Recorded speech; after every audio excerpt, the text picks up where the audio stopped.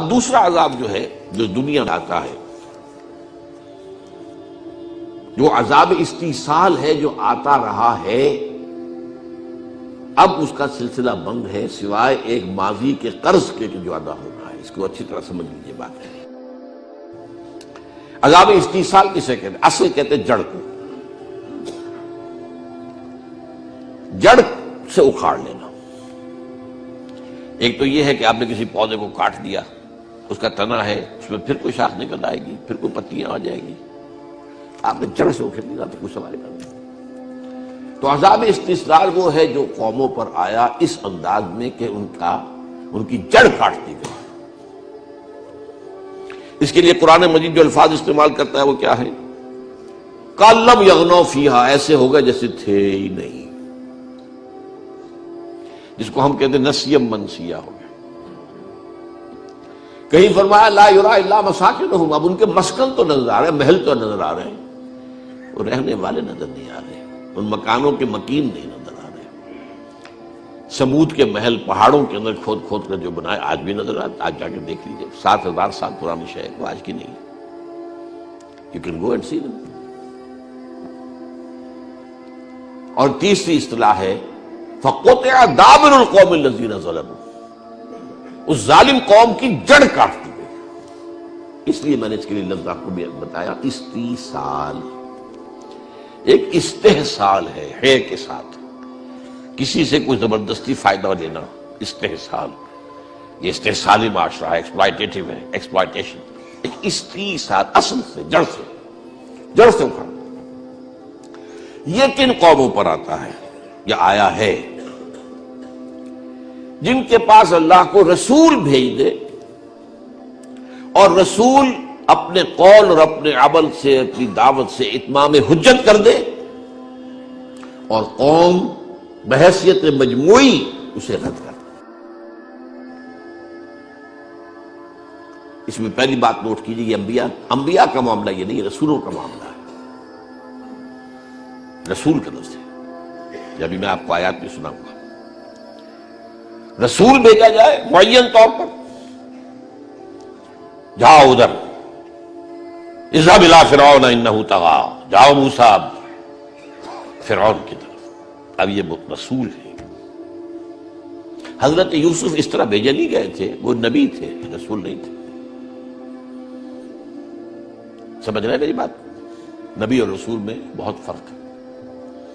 بس ایک بات جو ہے سب کے نزدیک متفق علیہ ہے، نبی عام ہے، رسول خاص ہے۔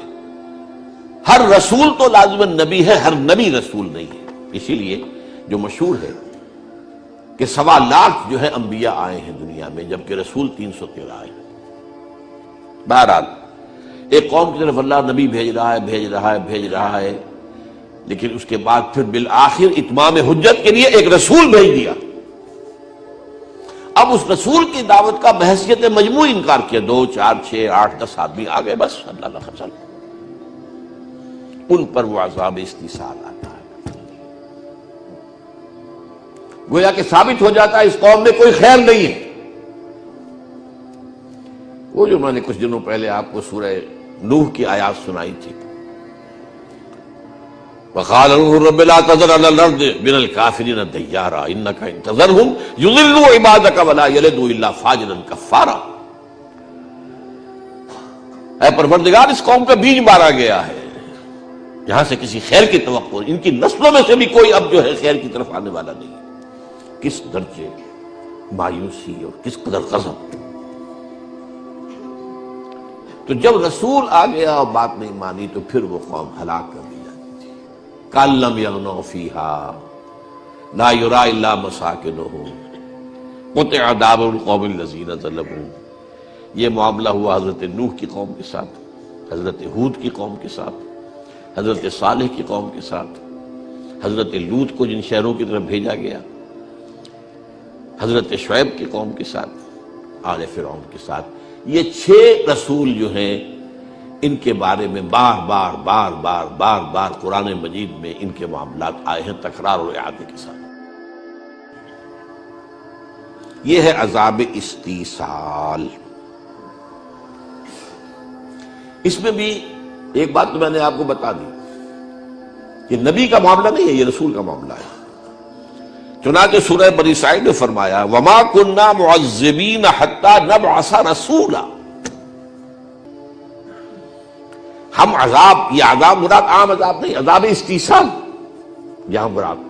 اب یہ وہ چیزیں ہوتی ہیں جو قرآن کے متعلق کو آپ کرتے ہیں کہ یہاں پر اس سے مراد کیا، یہ عذاب عام نہیں، یہاں پر عذاب کی قسمیں تو بہت سی ہیں، میں گنا رہا ہوں آپ کو۔ یہ عذاب استیصال جو ہے کسی قوم کو نیست و نابود کر دینا، نسیہ منسیہ کر دینا، جڑ کاٹ دینا، یہ عذاب جو ہے وما كنا معذبین حتی نبعث رسولا، ہم کسی پر یہ عذاب نہیں بھیجتے رہے جب تک کہ رسول کو مبعوث نہ کرتے۔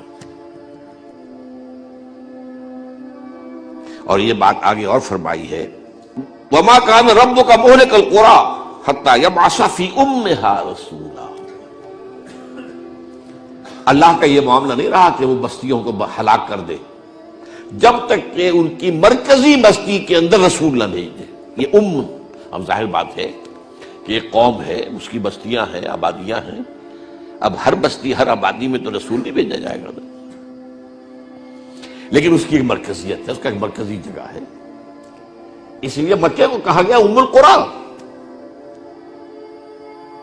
یہ عرب کی بستیوں کی ماں، جڑ یہ ہے۔ حتی نبعث فی امها رسولا، جب تک کہ ان کی جو جڑ والی اور مرکزی بستی ہوتی ہے اس میں ہم رسول نہیں بھیج دیتے تھے، اس وقت تک کوئی ہلاکت کا یہ عذاب اللہ تعالیٰ نہیں بھیجتا رہا ہے۔ یہ عذاب بھی ایک اور بات جو قرآن سے معلوم ہوتی ہے سورہ سجدہ سے، ایک دم نہیں آ جاتا۔ رسول ہے، دعوت دے رہا ہے، بات ابھی پہنچ رہی ہے، کچھ تک پہنچ گئی ہے، کچھ تک ابھی نہیں پہنچی ہے، لیکن اس دوران میں اللہ چھوٹے چھوٹے عذاب بھیجتا رہتا ہے تاکہ ہوش میں آ جائے، جاگ سکتے ہو تو جاگ جائے۔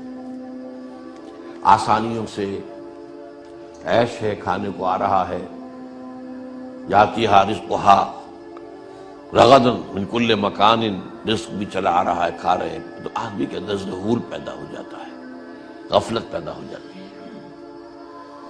اسی لیے حدیث میں آتا ہے من قل وکفا خیر مما کثر والہا، جو چیز زیادہ ہو اور تمہیں غافل کر دے اس سے بہتر ہے وہ جو کم ہو لیکن کفایت کر جائے، بس ضرورت پوری ہو جائے، کسی کے سامنے ہاتھ نہ پھیلانا پڑے، اپنی عزت نفس ہتھیلی پر رکھ کر کسی کے سامنے پیش نہ کرنی پڑے۔ ما قل ہو کم، ما قل وکفا خیر مما کثر والہا، یہ بہتر ہے اس سے کہ جو کثیر ہو لیکن اس کثرت کی وجہ سے غفلت آ جائے، الہا ہو جائے، الہاکم التکاثر، پھر آدمی جو ہے سمجھتا ٹھیک ہے مال تو ہے میرے پاس، کائے کی فکر ہے۔ اس اعتبار سے یہ عذاب استیصال کے آنے سے پہلے چھوٹے چھوٹے عذاب، وَلَنُذِيقَنَّهُم مِّنَ الْعَذَابِ الْأَدْنَىٰ دُونَ الْعَذَابِ الْأَكْبَرِ لَعَلَّهُمْ يَرْجِعُونَ، یہ سورہ سجدہ کی آیت ہے۔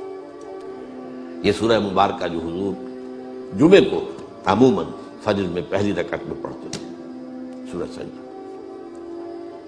وَلَنُذِيقَنَّهُم مِّنَ الْعَذَابِ الْأَدْنَىٰ دُونَ الْعَذَابِ الْأَكْبَرِ، عذاب، اب اس کو عذاب اکبر کہا گیا، جسے میں عذاب استیصال کہہ رہا ہوں، وہ بڑے عذاب سے پہلے کہ جبکہ ان کا بالکل نسیہ منسیہ کر دیا جائے، اس سے پہلے چھوٹے چھوٹے عذاب، تاکہ اگر ہوش میں آ سکتے ہوں تو آ جائے، اگر نشہ جو ہے وہ تھوڑا ہے تو آدمی جو ہے ہوش میں آ جائے گا، ڈیپ پہ آدمی تو خیر اس کا کوئی امکان نہیں ہے، لعلہم یرجعون، تاکہ جو بھی لوٹ سکتے ہو لوٹ آئیں، جو بھی جاگ سکتے ہو جاگ جائیں۔